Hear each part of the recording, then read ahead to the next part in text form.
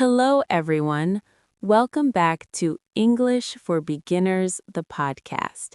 I am Jasmine, and I am so happy to be here with you today. And I am Mark. We are both really excited to share this time with you. Before we start our lesson, we want to give you a quick reminder.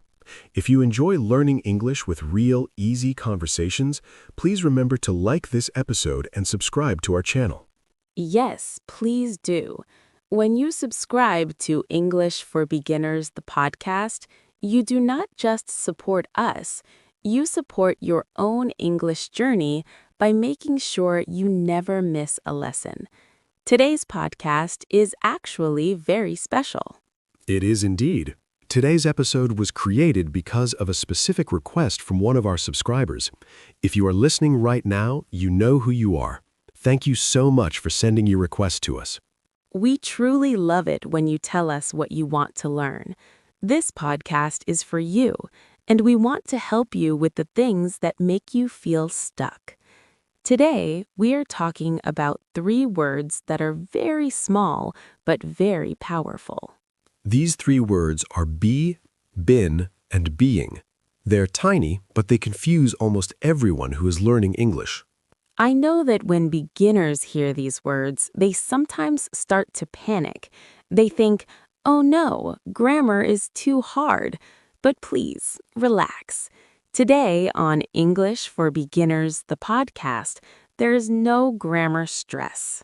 That is right. No rules on a big chalkboard, no boring definitions, and no difficult exams. We are just going to have a conversation using real-life, easy English. By the end of this conversation, we want you to feel more confident.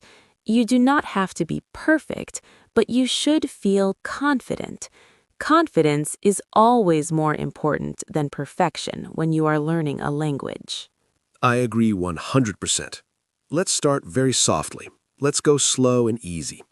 Jasmine, tell me something. When you were first learning a new language, did you feel scared to speak? Oh, all the time, Mark. I was so afraid of making mistakes. I would stay quiet because I didn't want to say the wrong thing. I felt the same way. I remember thinking, what if I use the wrong word? What if people laugh at me? It is a very common fear. Exactly. And many of our listeners feel that same fear right now. If you are listening and thinking, I am not good at English, I want to stop you right there. Yes, stop that thought immediately. You are not bad at English, you are just learning. And learning takes time, patience, and practice. Now, let's look at our 3 words, be, been, and being. They look similar and they sound similar, but we use them in different moments of life.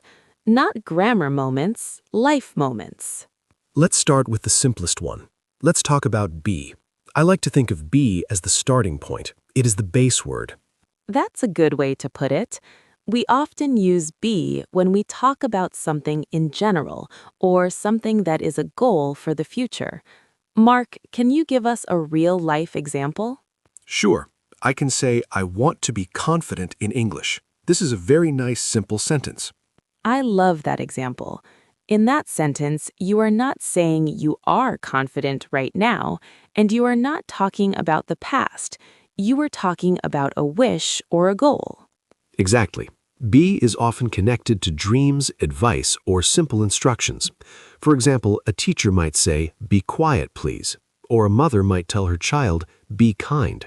Those are not long, complicated actions. They are simple ideas. Be careful. Be happy. Be brave. These are very common in daily English. Let me ask you a question, Jasmine. If I say, I want to be happy, is that correct? Yes, it is perfect. It is simple English and it sounds very natural. No stress at all. Now, I want our listeners to think about their own lives. Say it with us. I want to be, and then fill in the blank. Maybe you want to be successful or be better at English. That's how we use be. That's a great start. Now, let's slowly move forward. We aren't running, we are just walking through these words. Let's talk about been. Ah, been. This is the word that usually scares people the most. They ask us, Mark, Jasmine, when do I use been? And they look very worried. We want to calm everyone down. Been is usually connected to the past, but it is specifically about your experience. It's about something that happened before now. Let me give you a simple example. If I say, I have been tired today, it feels very natural. Right. You were talking about your experience starting from earlier in the day until now. What about another one? How about this? I have been to New York. I'm not saying I am in New York right now, and I'm not saying I will go there tomorrow. I'm saying I experienced it in the past. So, been often means I was there or I experienced it. For our listeners, please remember, you don't need to memorize hard grammar names. Just remember the feeling. Been equals life experience. That is a great rule. Been equals experience. For example, I have been nervous about speaking English. That is an honest experience. It is very honest. Many people have been nervous, but now they are listening to English for Beginners, the podcast, and they are improving. That's something to be proud of. Absolutely. Now let's move to the third word, which I think is very interesting. Being. Being is a word that talks about now. It describes something happening at this exact moment or a temporary behavior. For example, if I say, I am being honest with you, it means right now in this conversation, I am telling you the truth. Another example is, the child is being very quiet today. This means the child is quiet today, but maybe they are usually very loud. It is temporary. That is the key. Being is temporary. It can change like a mood or a situation. Let's compare two sentences. Jasmine, if I say he is quiet, what does that mean? He is quiet sounds like his permanent personality. He is a quiet person every day. But if I say he is being quiet, what does that mean? That means right now, in this moment, he is quiet. Maybe he is thinking or maybe he is tired. It might change in 10 minutes. Exactly. See? No heavy grammar, just feelings and moments. Let's review very quickly for a second. Good idea. Be is for dreams, advice, or ideas. Been is for your past experiences. Being is for what is happening right now or a temporary behavior. Simple. And remember, you don't need to master this in one day. Just understand it a little bit better today. Even using one sentence a day is enough.